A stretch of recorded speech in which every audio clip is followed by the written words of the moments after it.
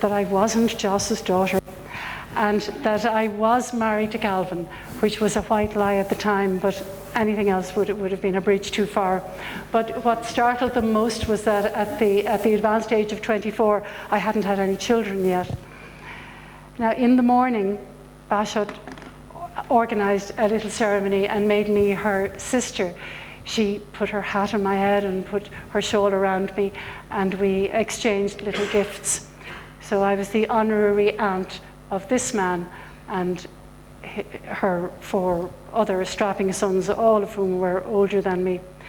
So they gave us liver from a mountain lion they had shot and got our stuff across the river, and we set up our base camp.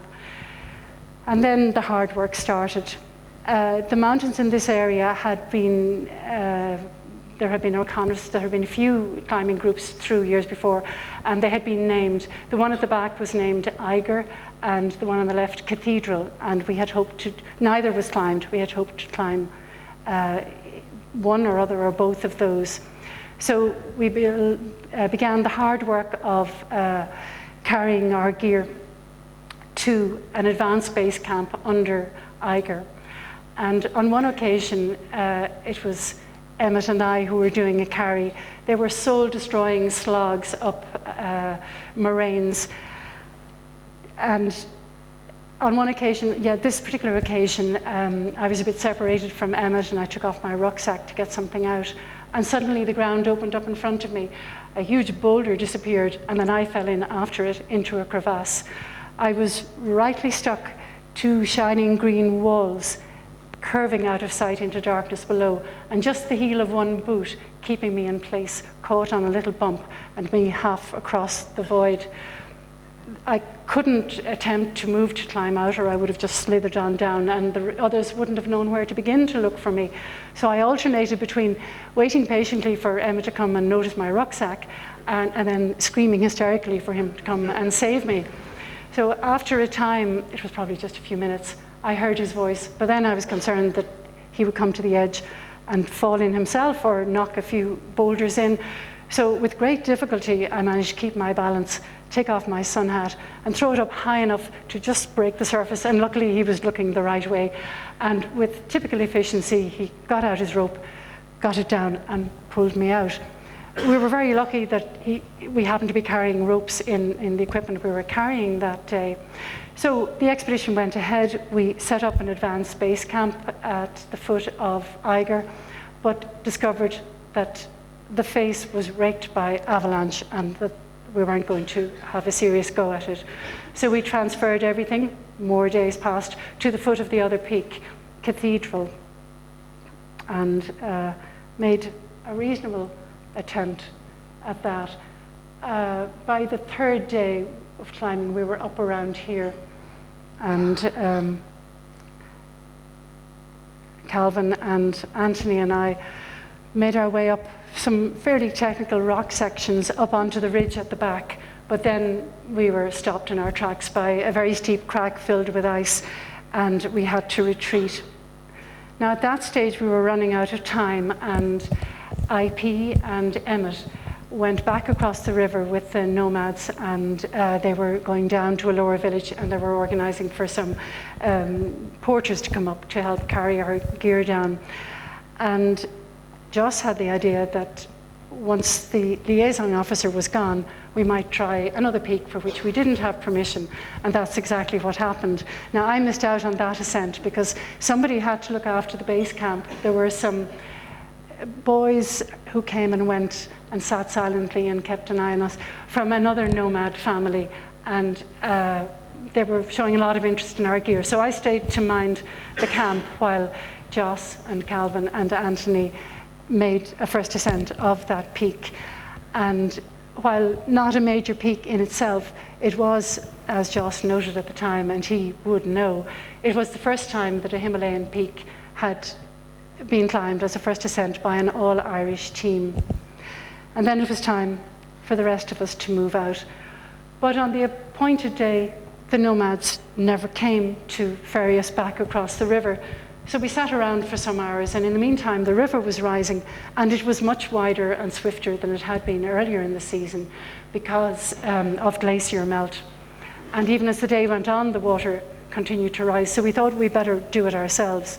So we began the long and difficult process of moving all the stuff over to islands on the river. The river was in 7 sections.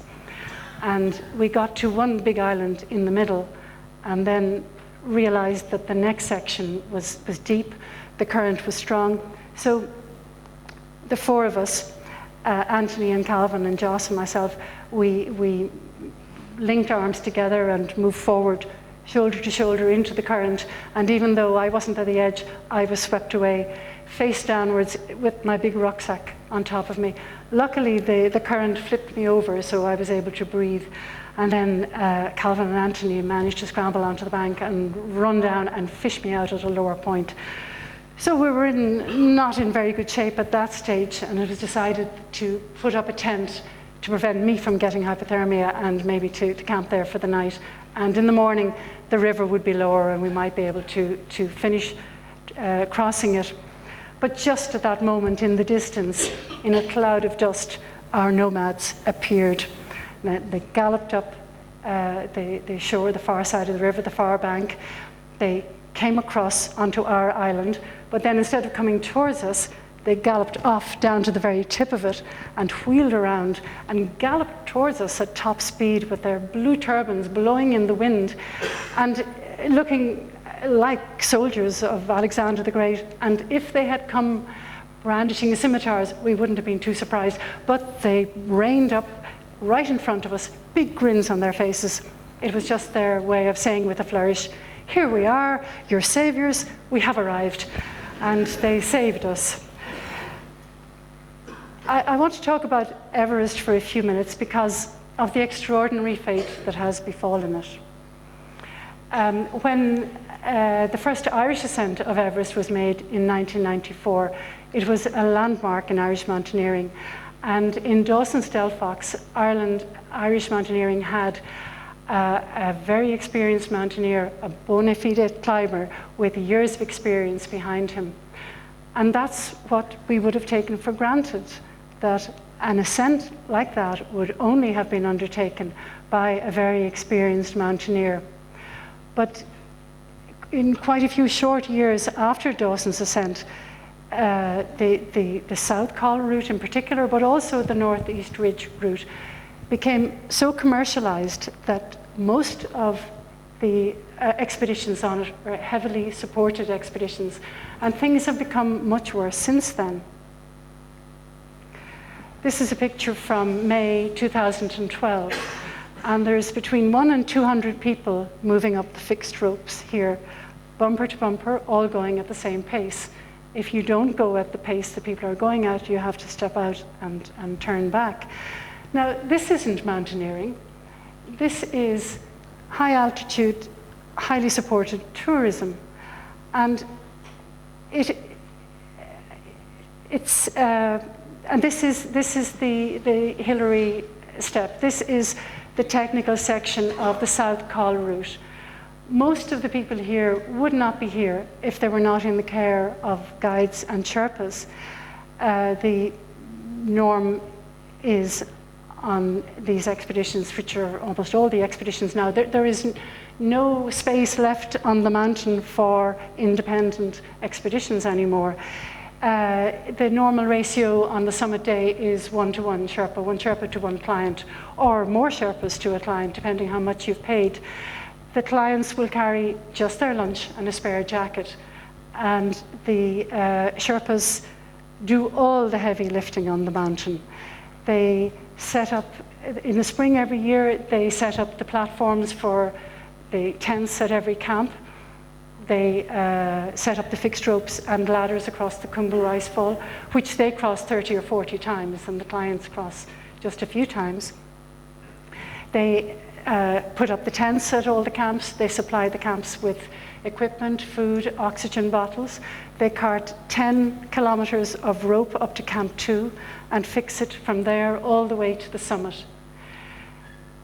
The tension between the tourist industry and independent climbers came to a head last year, May of 2013. There were 3 European climbers, including the ultra athlete Uli Steck, very impressive climber. They were attempting to do an independent ascent. They crossed ropes being fixed by Sherpas. The Sherpas took grave exception to that. And later that evening at Camp 2, the climbers were faced with a mob of 100 Sherpas who threatened them, and one of them was injured.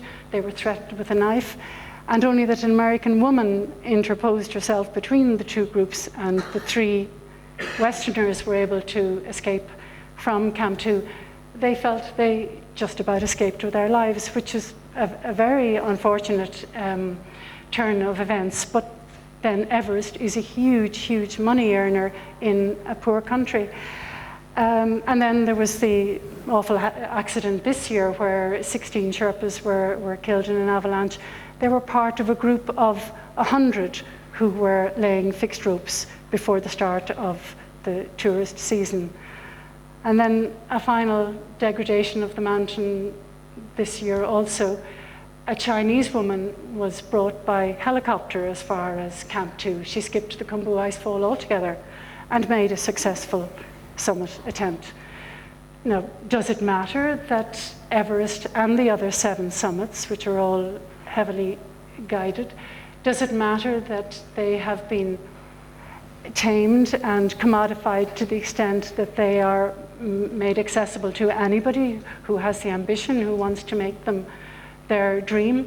Well, you'll have to make up your own mind about that. Back to the Alps. Leading extremes at Fairhead for me, was good training for the Alps. And Calvin and I did lots of climbs there in the 80s, in the summer of the 70s and the 80s, until in the mid-80s, the children started to come along. When I was expecting our first child, I was very worried that I wouldn't be able to ever get back to the same level of climbing fitness that I had had before. And I didn't know any women who climbed a lot and who had children. But that wasn't a difficulty. And as it happened, after the second child was born, I was able to raise my climbing leading standard to a higher grade. And the summer after the third child was born was probably my best alpine summer. So it's not having the children that's the difficulty. It's what to do with them afterwards if you want to continue climbing. This is camping in the Burren. And any climber who is a parent will know that it's extremely difficult to keep your focus and your fitness in climbing if you're not getting enough sleep. And there were occasions when either Calvin or I crawled into this playpen just to get a bit of peace and trying to get a bit of extra sleep. So we had the boys out with us summer after summer in Chamonix. But as they got a bit older, they began to realize that there were other ways of spending your school holidays rather than at the bottom of some cliff or mountain. And this was before the days of tablets and Xboxes. But we did have books, and I used to read something every night. And we heard years later that there was an English climber who was camped near us, who used to settle into his sleeping bag at dusk every evening and listen to the next chapter of Harry Potter or The Lord of the Rings. Obviously, Calvin and I weren't climbing with each other at this time, as one of us would stay with the children. But we each, with different partners, did the American Direct and the Bonatti Pillar. This is the Bonatti Pillar, a lot of which fell down soon after I climbed it. And we were very lucky camping in Argentière in the Chamonix Valley at the time. You could always count on being able to climb with other Irish climbers if there was a good weather forecast. This is not something you could count on now because the Alps have gone out of fashion. And over those years, I did the west face of the Petite Gerace with Donnie O'Sullivan and the Walker Spur with Robbie Fenelon. That was our bivouac ledge. And the Boccolati Pillar with Eddie Cooper. and the Aiguille Noire and various other routes with Harry O'Brien, and the Gervasuti Pillar and various other routes with Ian Ray. Now, as I said, I never came across even a hint of sexism among Irish climbers, but it's a bit different in France, and French hut guardians and French climbers often made the assumption that I was climbing with a guide or a boyfriend and that I wouldn't be sharing leads. And even now in the Alps, there are not very many women who lead on alpine routes. And in France, even given their long-established tradition of mountain guiding, among French alpine guides, only about 1% of them are female. This is Lynn Hill, the goddess of American climbing. In 1994, she achieved a wonderful feat. She climbed the nose on El Capitan in Yosemite free, a long, long, hard climb. And she was the first climber of either gender who achieved that, and in many people's eyes, she was the best climber in the world. She was a fantastic climber, but this in itself, it took something more momentous than this for mortal women to become much more involved in climbing, and I'll come to that in a minute. Now, we're into the 90s, and more people are climbing, more women are climbing. With Orla here on the left, and some young women at a women's meet we organised in the Burren. There were women instructors by this time. There were climbing courses. There were women active in the IMC. There were, all in all, things had become a lot busier.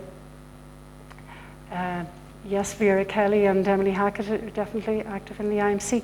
There were women's meets in Wales as well, and Joan Flanagan and I are there in the middle, supported by Mountaineering Ireland, or its predecessor.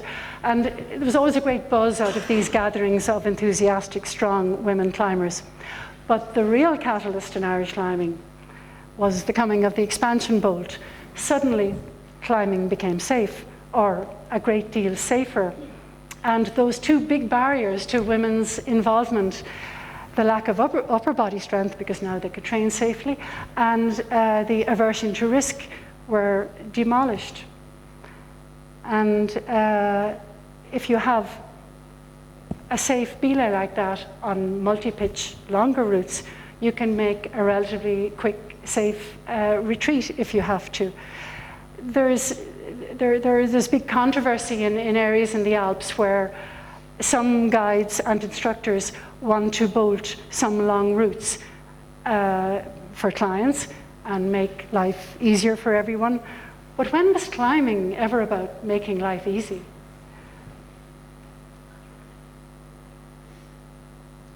So now we could all become heroes of the vertical. And the ironic thing is that the harder and steeper the climb, the cleaner the fall. You can have a go and fall, fail on it, drop back off, warn your belayer and jump off, or actually fall and have another go and have another go. So that was a huge change. When I started climbing, the maxim still was the leader doesn't fall, because the gear wasn't much gear and then the gear wasn't very good. So obviously a huge change. This really has been the biggest change in climbing for women during my time climbing, and the development of crags for sport climbing has had proportionately a far bigger effect on the participation of women, the increased participation of women, than the increased participation of men.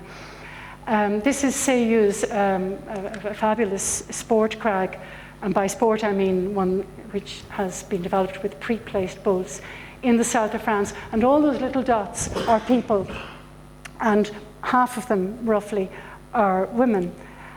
So since with the popularity of sport climbing, the gap between men and women climbing in terms of participation and standards has been closing rapidly. Climbing walls. Now this is what we used to climb on, a wall on which one might climb rather than a climbing wall. This is Joni O'Sullivan. Some of you might remember this. This was in the 80s, this was the best wall around. This was the sort of homemade wall in New Park. And we have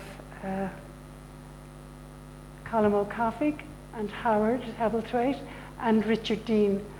And well, it was the best available at the time. And now this is what we have, state of the art. And with the climbing walls, which really improved in the 90s, came the climbing competitions, which have been going strongly ever since. The American Lynn Hill became quite involved in competition climbing, and she moved to France for a period and to compete, and she won an amazing 30 competitions, despite the shenanigans of some of the French organizers who tried to cheat to ensure that either of their two stars, Catherine Destival or Isabelle Patissier, would win. Lynn Hill did notice a big discrepancy in the prize money between the women's competitions and the men's, and when she queried it, she was told quite seriously that if she took her top off, the women's prize money would be a lot greater. It is different for girls.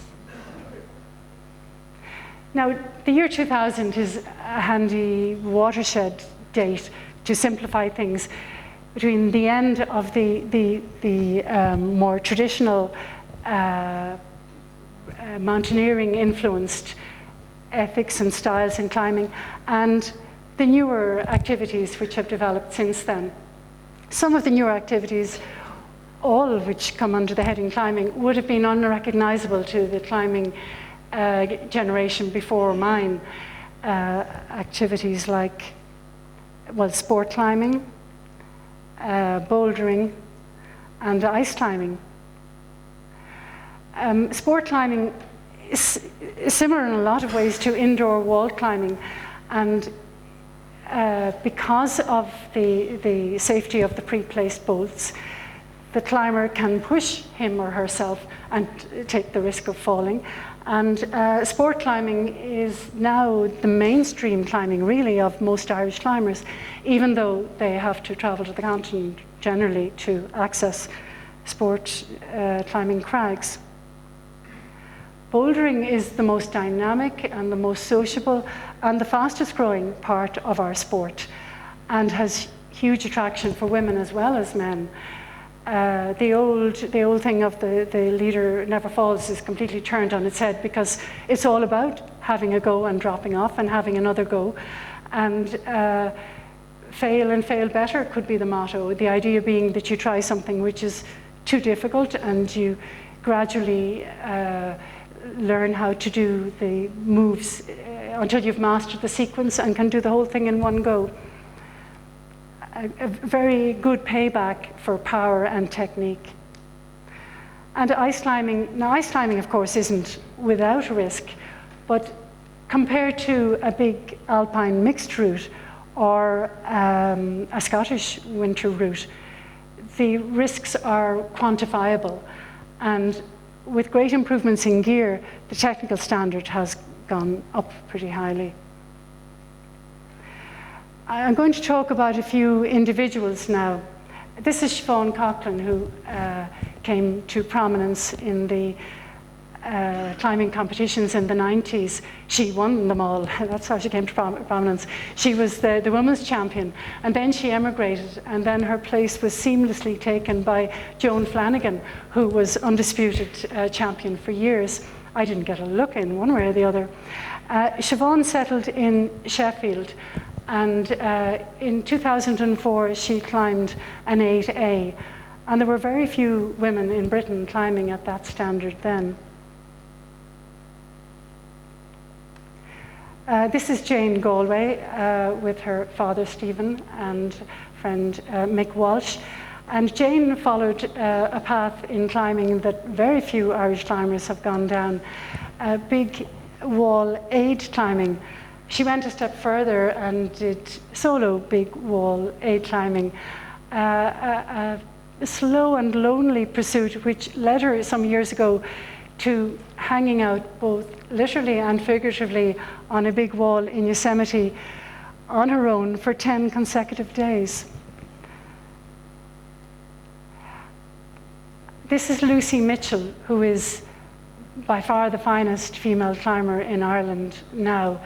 She is a product of the youth training team in Belfast. She started climbing at 16, a very, very strong and persistent climber. In competition, she's just snapping at the heels of the top men. She's climbing here on a sport climb in the south of France, and you can see how bolts on a sport route might make the impossible just about possible for the gifted few. She climbs 8B, and that's a standard that very few Irish male climbers could even dream of. And what about the future? The youngsters who started climbing even younger, young Hannah here, who can climb on steep rock in safety, climb on indoor walls, become strong, have access to coaching. She's part of the talent development team sponsored by Mountaineering Ireland, or supported. She can attend competitions for youngsters of her own age. And, or like Anna, she can learn to lead climb. Anna leading on Jug City in the Burren. And these youngsters will, oops, gone ahead of myself here, sorry. Pretend you didn't see that. Oh dear. Looks like I lost a slide. Never mind. The slide that I lost was a slide of a young woman climbing in a big corner, a traditional climb. Well, to go back for a moment to the youngsters and their training and the wonderful levels of proficiency that they will probably develop, they may very well see sport climbing as, or speed climbing as an Olympic event, who knows? But certainly the gender gap has almost closed, or perhaps has closed, in sport climbing. But what about trad climbing? It's the poor relation, really, in terms of climbing. But it will make a comeback because it'll never have the broad appeal of sport climbing or bouldering, but it offers something different. It offers experiences that are rich and complex and engaged and very memorable, and I think climbers will always appreciate that.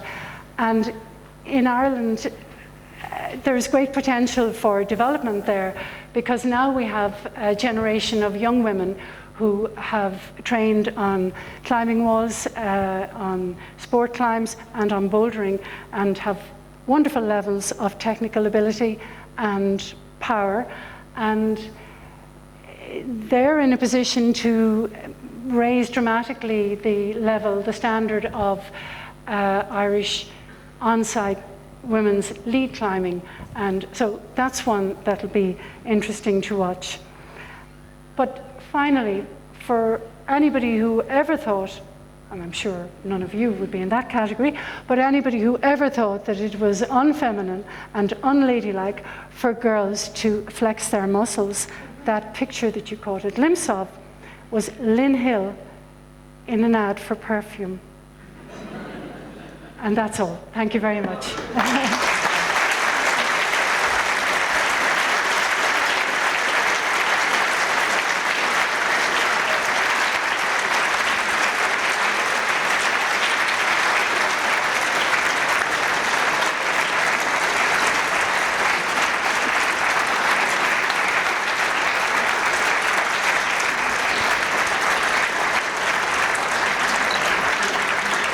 Brilliantly done. Thank you very much. If anyone would like to ask any questions of Claire, please just put your hand up and we'll take some questions. Could we ask if it was Calvin or Claire who kept the old photographs of those magazines? Ah, very funny.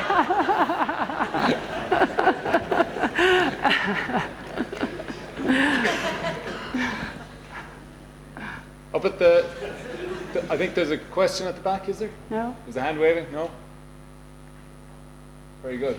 Well, we'll... there's... Did any of your boys get involved in climbing? And they love it? Or No, I think, well, they're here, you could ask them, but I think they had enough of damp tents. It rains an awful lot in Chamonix in the summer. No, they did enjoy bringing their friends out to Dalkey or to the climbing wall for birthday parties and that, but no, they didn't have an interest in it themselves, as it happens.